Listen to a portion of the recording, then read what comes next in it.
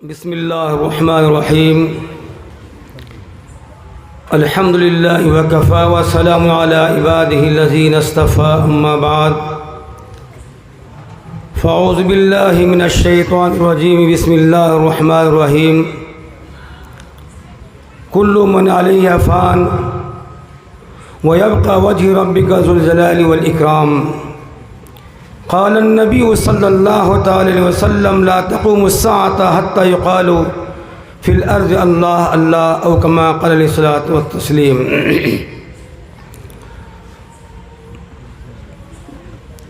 हज़रात उलमा किराम और स्टेज पर सदर मोहतरम हमारे हरदिल अज़ीज़ और फ़ख्र उड़ीसा मौलाना नक़ीबुल अमीन साहब बरकी, जो अगरचे हमसे मेरी उम्र से कम है, मेरी उम्र में कम है मुझसे, लेकिन अल्लाह ताला ने उनको एक मकाम उड़ीसा के अंदर दिया है, बल्कि उड़ीसा नहीं हिंदुस्तान के अंदर उनको एक मकाम अल्लाह ने दिया है। और भी इसके अलावा हज़रत मौलाना सिराजुल इस्लाम साहब नदवी भी तशरीफ़ फरमाएँ और भी उलमा किराम तशरीफ़ फरमाएँ, बुज़ुर्गान दीन, नौजवानान इस्लाम, पर्दा नशीर माए ख़वातीन इस्लामिया।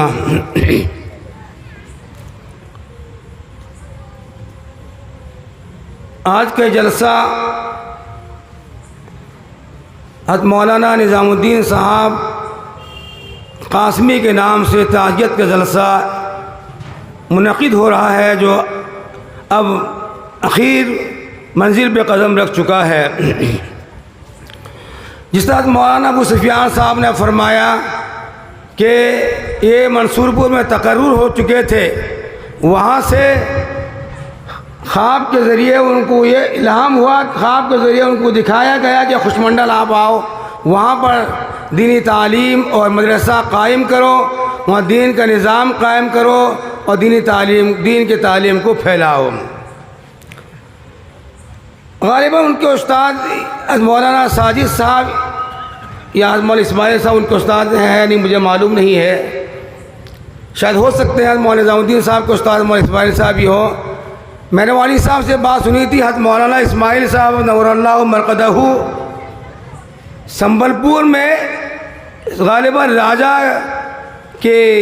की नौकरी कर चुके थे, स्कूल में या किसी तरह मुलाजिम अख्तियार नौकरी कर चुके थे। उनके उस्ताद मौलाना शेखुल इस्लाम हज़रत मौलाना हुसैन मदनी नव्वरल्लाहु मरक़दहू ने उनसे कहा कि तुम यहाँ नौकरी मत करो, नौकरी छोड़ कर जाओ और जाकर उड़ीसा में जिस जोर के साथ में जो फितना कादियानियत फैला हुआ है उसको संभालो। और हज़रत मौलाना इस्माइल साहब यहाँ पर तशरीफ़ लाए और सुंगड़ा में जो काज़ीहाट में मदरसा कायम किए, जो पूरे उड़ीसा के अंदर ये मदरसा मरकज़ुल उलूम के नाम से मौसूम है और पूरे उड़ीसा के अंदर एक उसका समझ लीजिए एक बड़ा मकाम है। मैं अपने बयान में बराबर ये कहता रहा था, उसके फारियत मौलाना निज़ामुद्दीन साहब कासमी रहमतुल्लाह अलैह के हिंदुस्तान के अंदर बहुत सारे बड़े बड़े मदारिस पाए जाते हैं, लेकिन जो मर्तबा दारुल उलूम देवबंद को हासिल है वो किसी और मदारिस को हासिल नहीं हो सकता और न होगा।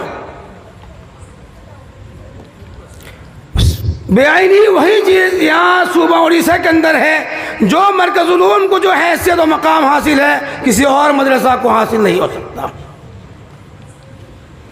और मौलाना साजिद साहब रहमतुल्लाह अलैह के ज़बान से हम बराबर अब्बा के साथ सुनते थे कि हमें दुनिया से क्या मतलब है, मदरसा है वतन अपना, मरेंगे हम किताबों पर वरक़ होगा कफन अपना, मरेंगे हम किताबों पर कफन होगा, मरेंगे हम किताबों पर वरक़ होगा कफन अपना। यही चीज़ हज़रत मौलाना साहिब साहब रहमतुल्लाह अलैह की ज़ुबान से, वाली साहब की ज़ुबान से यही चीज़ हमेशा जारी रहती थी।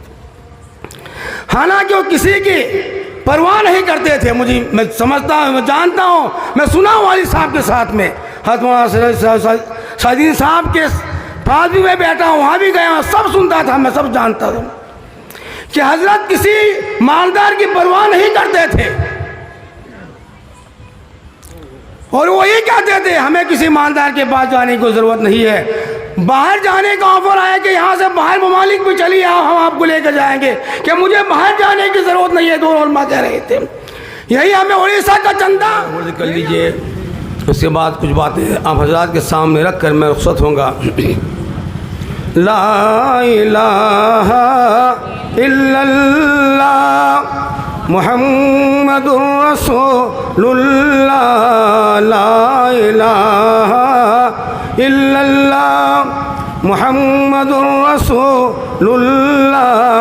दुनिया की न ख्वाहिश है मुझको, क्यों मांगो खुदा से माले वज़र जाना है मुझे इस दुनिया से। मैं जाऊंगा आखिर क्या लेकर, जब जाने अज़ी तन से निकले और रूह मेरी आए लब पर, अल्लाह करे आए उस दम होठों पे कलामे इल्लल्लाह, ला इलाहा इल्लल्लाह मुहम्मदुर रसूल। आवाज़ नहीं है आपके, तो आवाज़ से पढ़िए।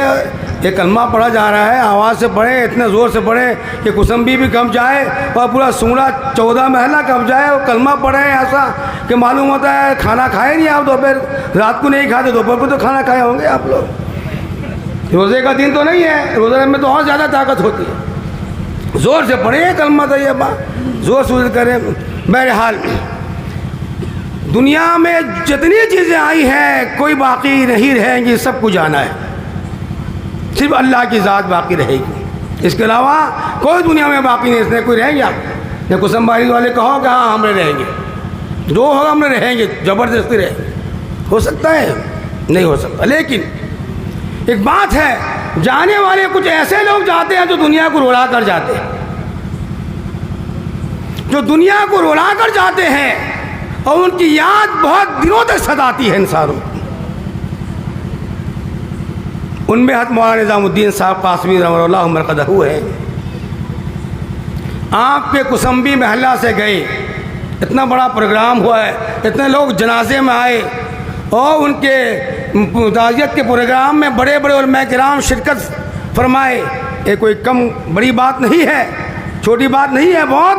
आप समझ लीजिए ऐसे लोग होते हैं कि पत्थर पड़े सनम तेरे ऐसे प्यार पर, रोने के मरने के बाद आए हो, रोने मज़ार पर, मरने के बाद आए हो, रोने मज़ार पर। जाने के बाद हम उनका ख्याल कर सकते हैं कि मौलाना निज़ामुद्दीन कैसे थे, मौलाना साजिद कैसे थे, मौलाना इस्माइल कैसे थे, मौलाना जलाल कैसे थे, मौलाना दाऊद कैसे थे, मौलाना कैसे थे, मौलाना कैसे थे। मरने के बाद उनकी याद सताएगी। आप दुनिया का निज़ाम देख ले, कोई बड़े से बड़ा आदमी जाता है, कभी उसके मरने उसके नाम के साथ नौरुल्लाह मरक़दहू नहीं लगाते हैं, रहमतुल्लाह अलैह नहीं लगाते हैं। लेकिन कोई आलिम इंतकाल करता है, कोई मौलवी इंतकाल करता है, मरने के बाद फ़ौरन उसके नाम के बाद मौलाना निज़ामुद्दीन रहमतुल्लाह अलैह लगाते हैं, मौलाना निज़ामुद्दीन नौरुल्लाह मरक़दहू लगाते हैं। ये क्यों, क्या बात है? अल्लाह ने उनका मर्तबा उस तरह बनाया था। अल्लाह ने उनको ऐसा अल्लाह ने उनको चीज़ बख्शी थी जो मराखिर दम तक वो ये कुसम्बी वाले क्या, उड़ीसा वाले क्या, 4 रकबा खुशमंडल वालों को ये याद सताती रहेगी। एक वाक़या मैं ख़त्म करके, मिस्टर आर्नल्ड जो अलीगढ़ यूनिवर्सिटी का प्रोफेसर था, वो अपनी किताब में एक लिखता है, पर्चिंग इस्लाम के नाम से किताब, उसमें लिखता है कि मैंने एक चीज़ हिंदुस्तान के अंदर देखी। क्या देखी? कि हिंदुस्तान में ज़मीन के नीचे एक शख्स लेटा हुआ है वो पूरे हिंदुस्तान के अंदर हुकूमतें कर रहा है, ज़मीन के अंदर लेटा हुआ है, नीचे पूरे हिंदुस्तान के अंदर लेटा हुआ है। वो कौन थे? ख्वाजा अमीरुल हिंद ख्वाजा अजमरी अलैहि रहमत थे। उन्होंने देखा कि ज़मीन के नीचे है, चाहे हिंदू हो चाहे मुस्लिम हो कोई भी हो, उनसे अकीदत और मोहब्बत रखता है। और लिखता है कि ख्वाजा अजमरी के बारे में एक आलिम एक इलाके में पैदा होता है, हजारों की ईमान को बचा लेता है। एक मौलाना इस्माइल पैदा हुआ उड़ीसा में, तो दोस्तों बुजुर्गों याद रखो, आज पूरी दुनिया में उड़ीसा के अंदर अगर टोपी दाढ़ी वाले नजर आते हैं तो मौलाना इस्माइल साहब रहमतुल्लाह अलैह के फैज से नजर आते हैं। उन्हीं का सदका था, सारा सवाब उन्हीं को मिलेगा।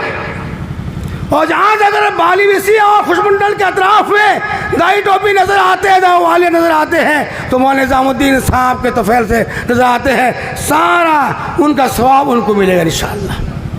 बुजुर्ग और दोस्तों, तो ख्वाजा अजमरी रहमतुल्लाह अलैह हिंदुस्तान के अंदर आए तो 99 लाख मुसलमान उनके हाथ में बैठ के, हिंदू जो मुसलमान हुए ये तो उनके हाथ में बैठ के, तो उनके खुलफा उनके साजिद के हाथ में कितने बैठ के। बहरहाल आज वो दुनिया से चले गए हैं, हम उनके लिए अब क्या कर सकते हैं?